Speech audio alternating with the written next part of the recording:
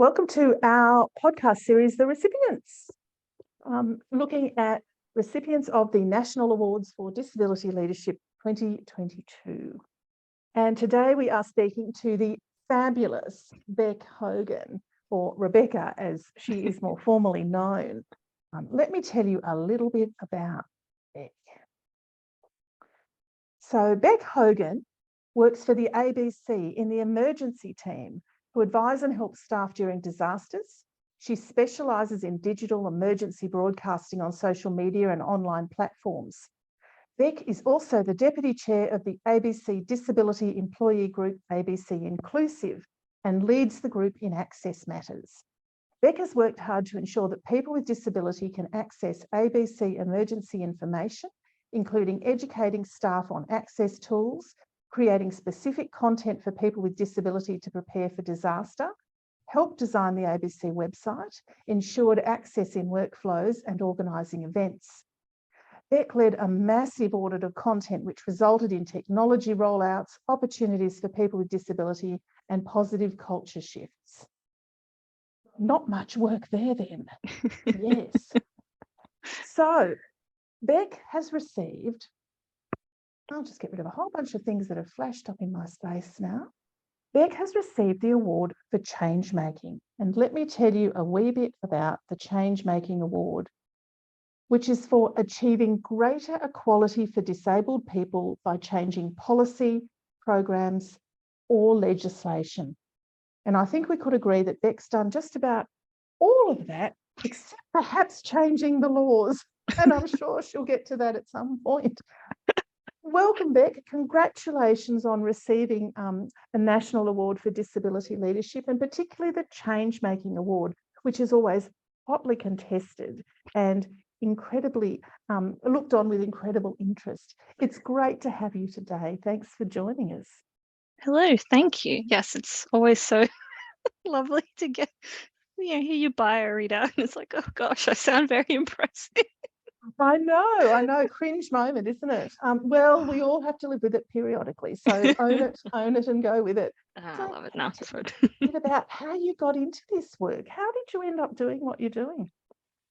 That's a good question. I was thinking about this the other day. Someone asked me the same thing. To be honest, I kind of fell into it. So I did a lot of work in other parts of the ABC, like so radio and things like that. But emergency broadcasting is really its own beast. But for a long time, there wasn't a specific team. There was just kind of a few different experts in the organization. So it was really basically the 2019-2020 bushfire season, so Black Summer, where there was a lot of stuff happening and they needed some extra help. And so I got into the team then, and then stayed on, and then there was the pandemic, and then I was in, basically. So it's kind of just a rolling thing. A complete accident. Although clearly, you were working somewhere at the ABC at the time by the sound of it, and went across because you've got expertise in digital access. Yeah, I mean, that was definitely something that I looked into outside of the ABC. Just because, I mean, it started out just being interested in it, and I was kind of doing a bit of consultancy work, and just a friend pointed out that the way I designed my logo was not very good in access sense. Like, she said, it looks great, but I can't, she was being nice about it, but it was like, oh, maybe I should check on that. And then I kind of fell down a rabbit hole of color contrast and world accessibility guidelines and all that fun stuff.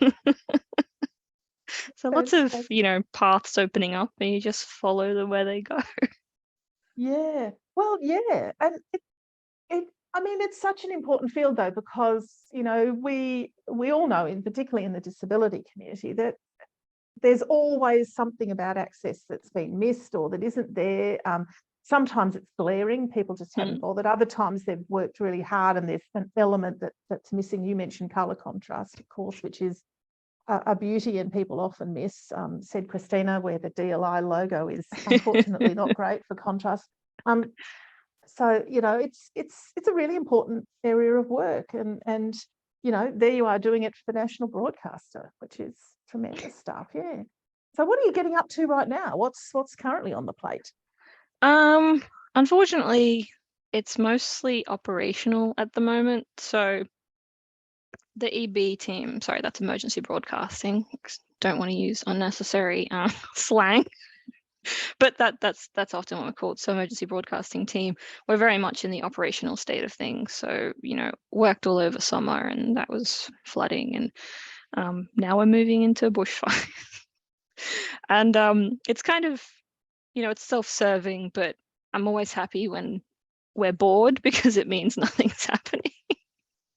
Yeah, nobody's life is at threat.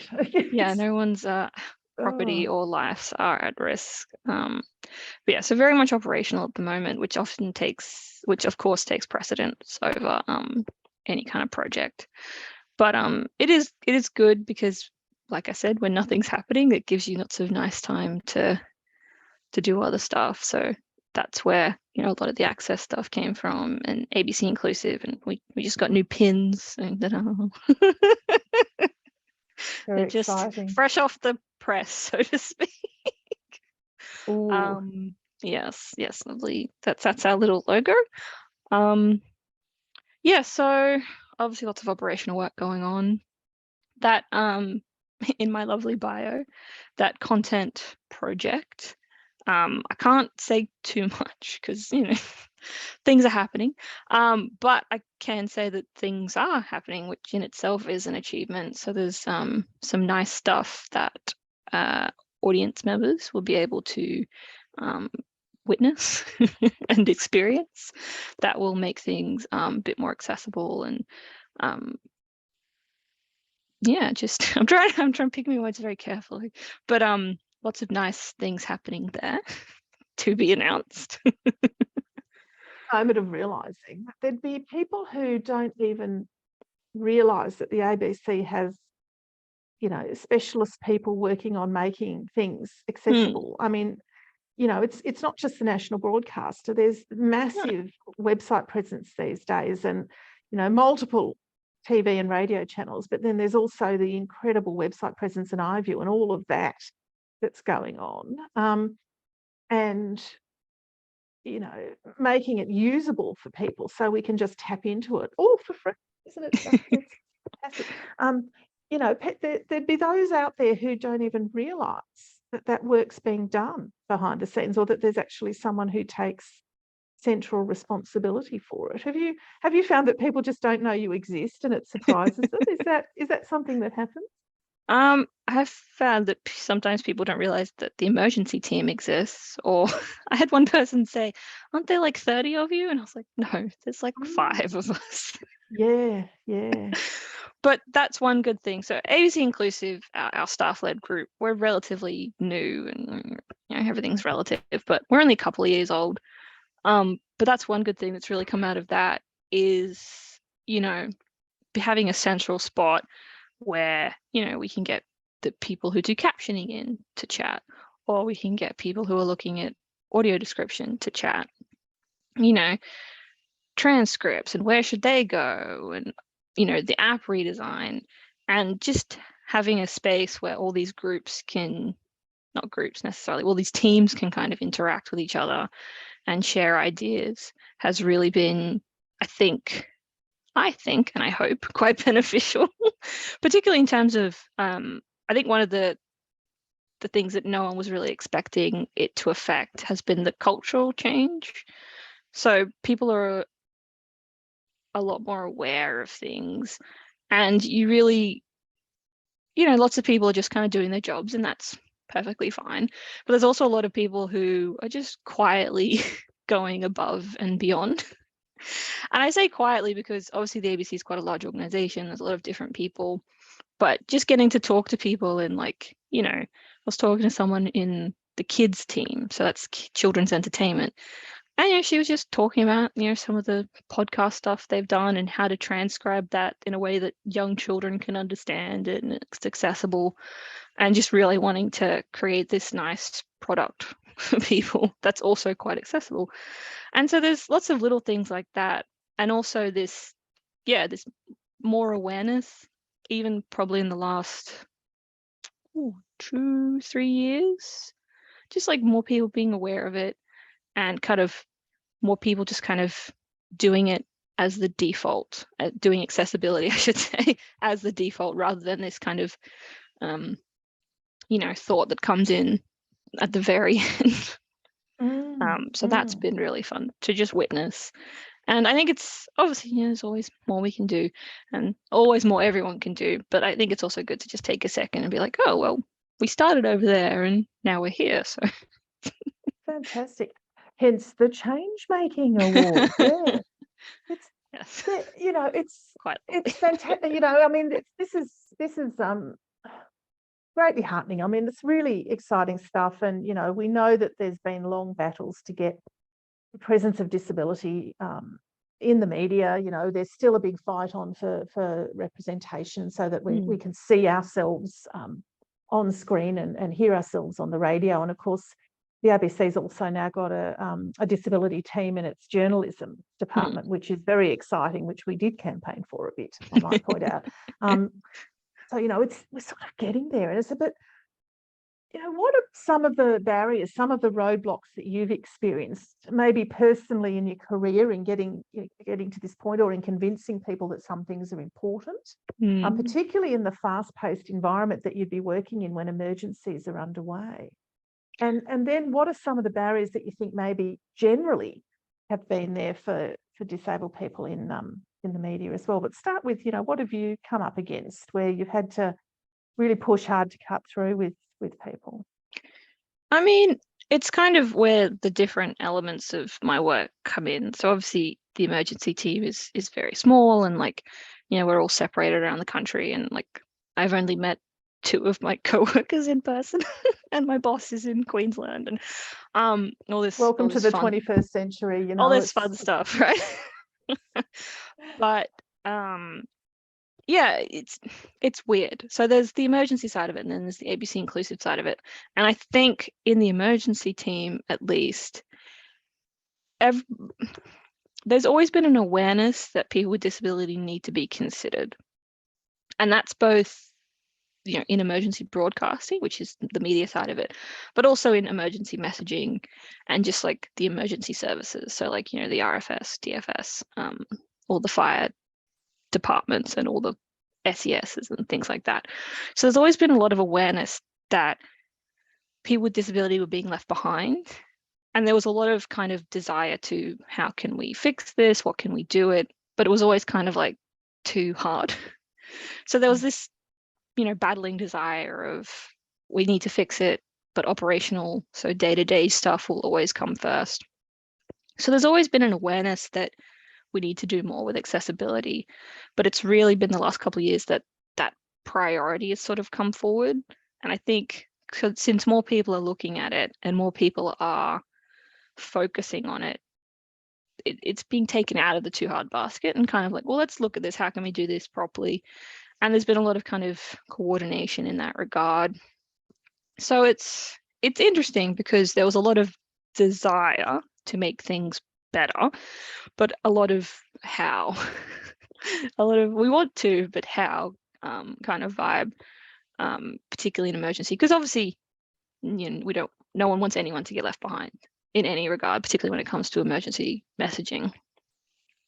So it's been good to kind of be able to implement changes. So there was not really a fight to bring the changes on board.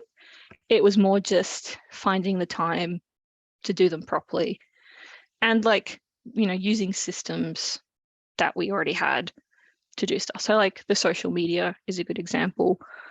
So we don't have any control over what Facebook or Twitter or any of these websites do, but we can use them to send messaging out and in an accessible way, so written, and then we can funnel people back to our website which we control and is accessible. So it's all about kind of using the systems that we have to make things accessible. And I think that's where it's been interesting. It wasn't necessarily a lack of will, it was a lack of how.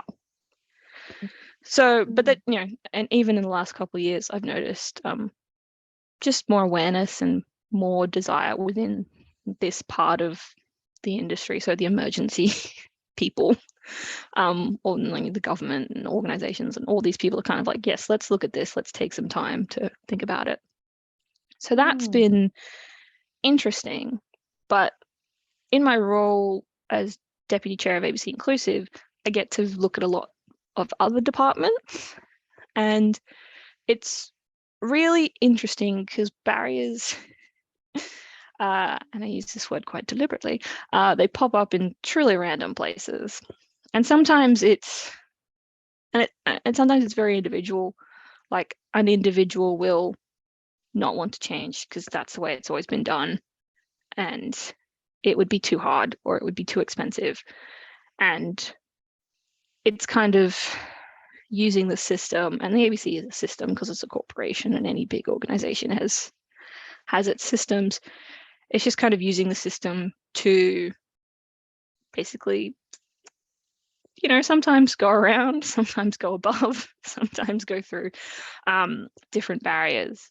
And I think that's where a lot of this teamwork comes in, because as our voice has grown, we've been able to kind of throw a lot more weight around, so to speak, of different projects and, different things that we can get by, and just,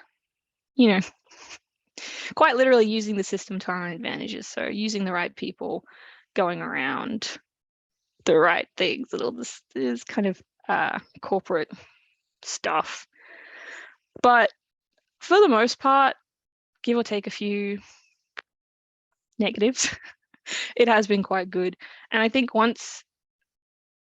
in my experience, once the system has kind of been altered, it just slips in and it becomes part of the process. So like, for example, getting social teams to use alternative text on images. And that was like a thing that no one was doing.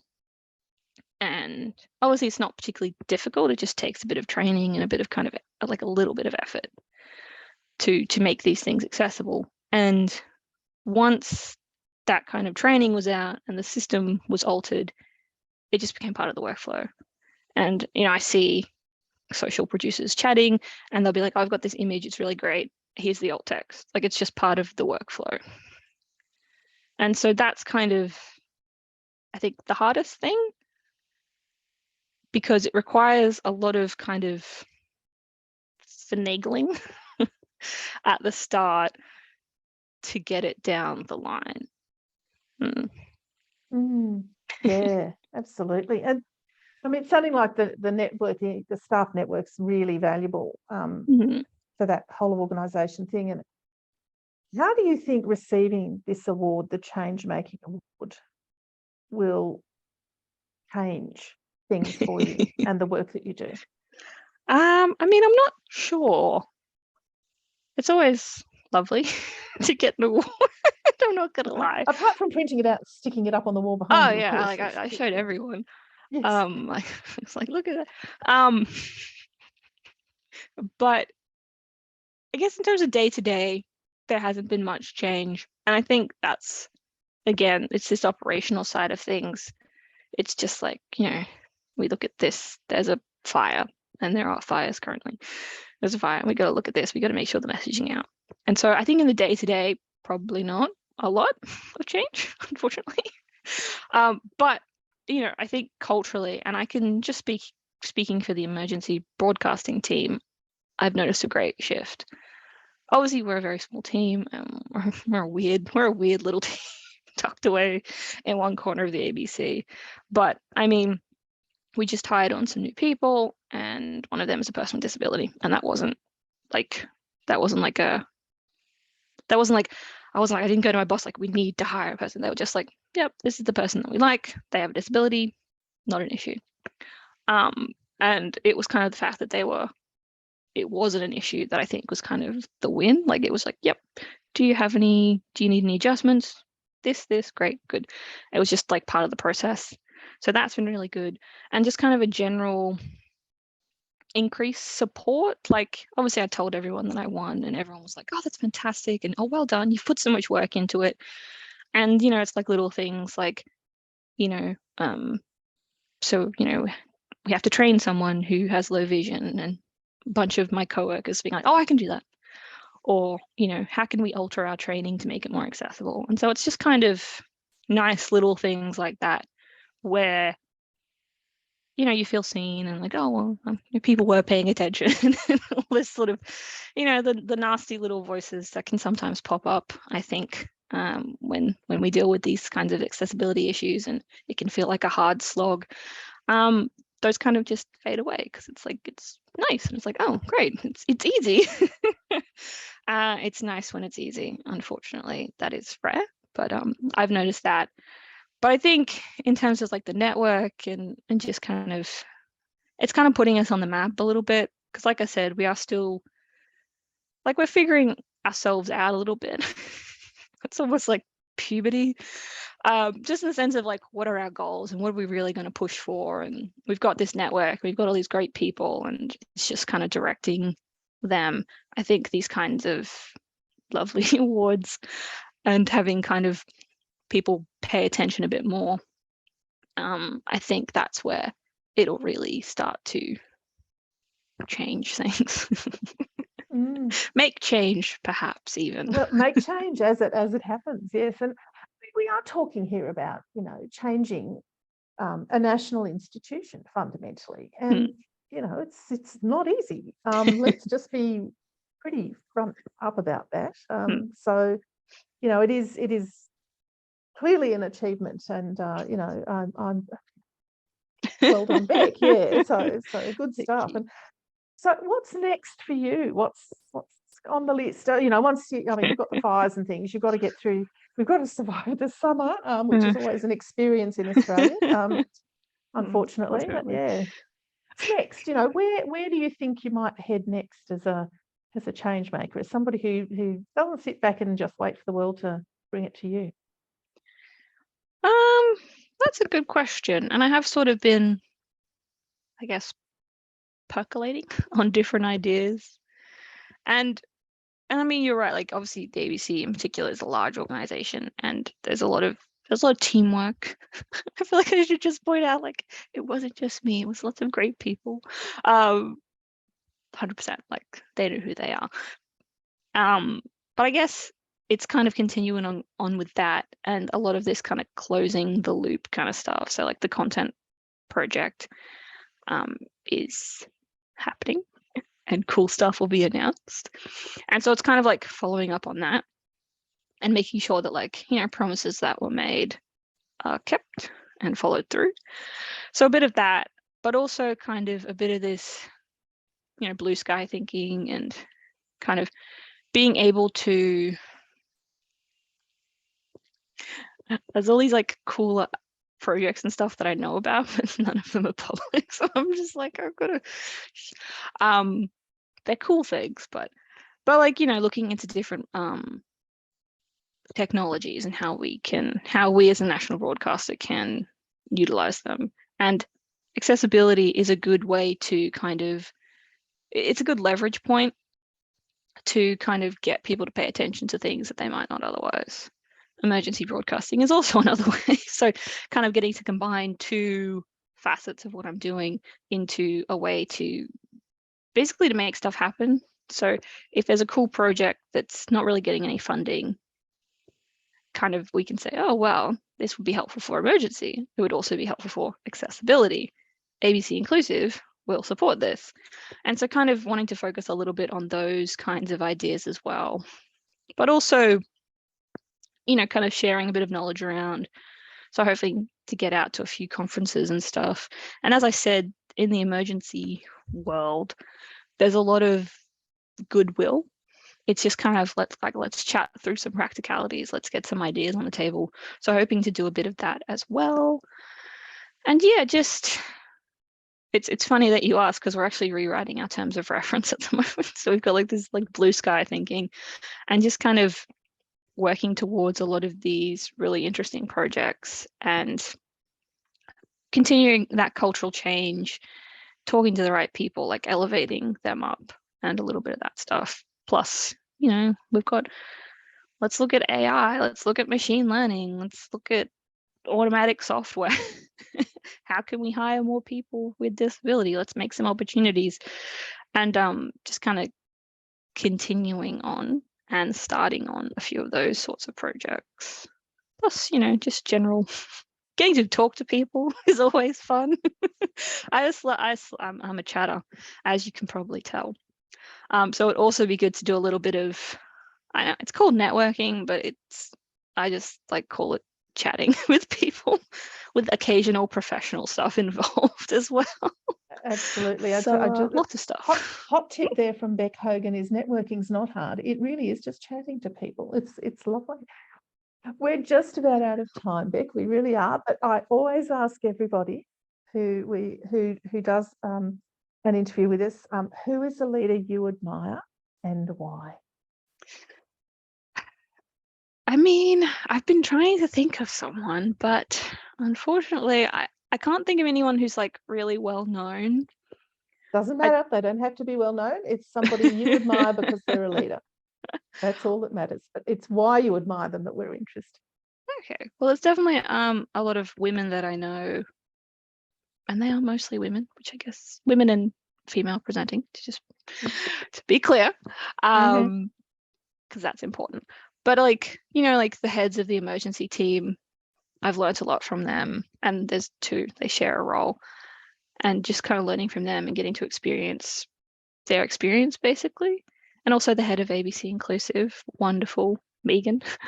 I value their leadership, and I think, even though I'm a leader and I've won this lovely award and all this sort of stuff, I think you still need people to guide you and lead you and have this kind of cooperative, basically, view. And I think the fact that, Megan is also a person with disability in a leadership position, that's really benefited me. And getting to talk to other, I know a few people in the arts industry who are leaders with disability. And it's just kind of like supporting ourselves. And it's kind of like, well, this person who has a disability that's very similar to mine. And even though like the logical part of your brain is like, well, that's not important, the emotional part of it's like, well, it is. So I think, obviously, I'm very influenced by the people around me who have let me benefit from their leadership experience and given me a chance to get better, essentially, and give me these skills. So slightly long-winded answer, but I suppose the short version would just be the very cool people around me who are leaders. Fantastic answer. That's, very brilliant. I think we often underestimate the amount of shaping that our immediate circle provides to us. And so, yes, lovely stuff. Lovely stuff. Bec Hogan, congratulations once again on receiving the Change Making Award in the National Awards for Disability Leadership 2022. And thank you so much for talking with us today. Thank you. It was lovely.